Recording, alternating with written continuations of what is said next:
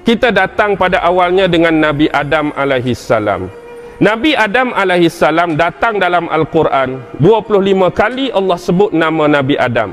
Kita cek daripada surah pertama sampai surah 114 surah An-Nas, Allah menyebut 25 kali nama Nabi Adam. Dan beliau dikurniakan 40 orang anak hasil daripada 20 kelahiran. Sebab setiap kali Hawa ni bersalin, dia anak kembar, satu laki satu perempuan, satu laki satu perempuan. Jadi bila anak dia jumlah 40, maksudnya kadar kelahiran dia sebanyak 20 kali. Tetapi berbeza dengan Nabi Syis. Syis anak Nabi Adam, tapi Syis satu-satunya anak Nabi Adam yang tunggal. Syis dia lahir seorang saja, dia tak berserta dengannya perempuan, dan dia lahir berbeza, bukan cara kehamilan biasa.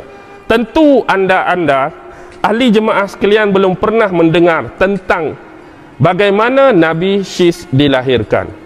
Sebenarnya dalam konteks ini ada riwayat yang menyebut di dalam sebuah kitab, iaitu karangan Imam Ad-Dhahak, seorang pemimpin ataupun imam yang terkenal daripada kalangan tabi'in.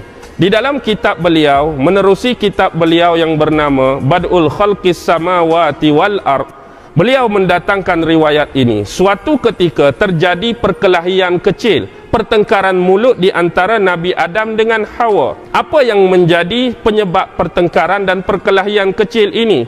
Sebab dalam konteks perbincangan mereka, masing-masing berkeras, masing-masing bertegas.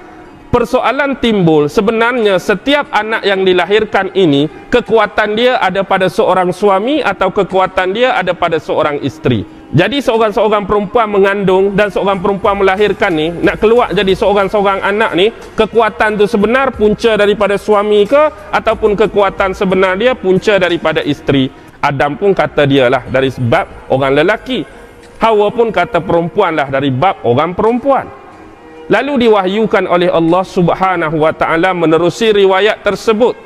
Allah memerintahkan kepada Adam dan Allah memerintahkan kepada Hawa agar mengeluarkan mani masing-masing bukan melalui jalan bersama. Mengeluarkan mani masing-masing bukan melalui jalan persetubuhan.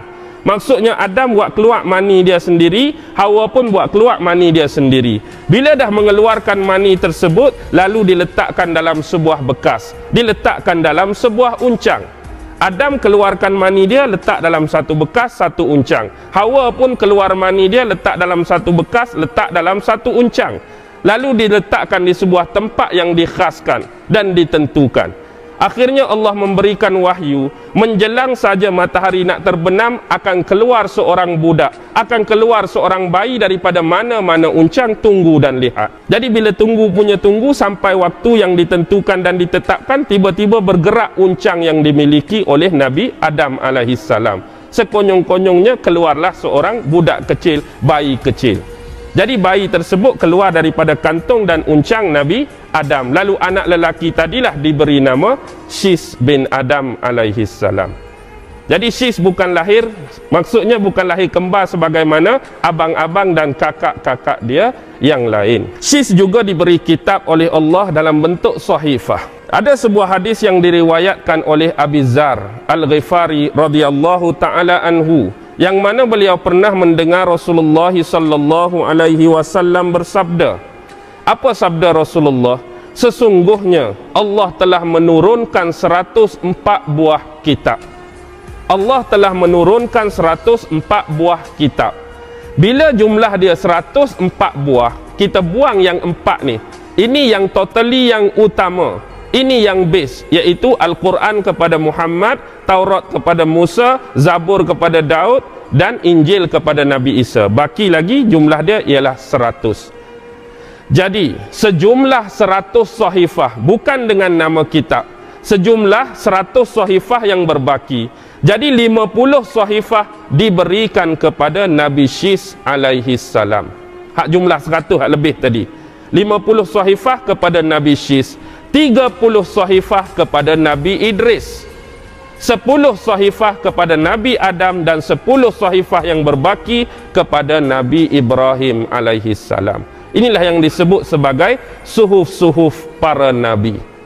Suhuf-suhuf para nabi. 50 Nabi Syis, 30 Nabi Idris, 10 Nabi Adam dan 10 Nabi Ibrahim alaihi salam. 4 lagi baki kitab-kitab yang from base yang utama.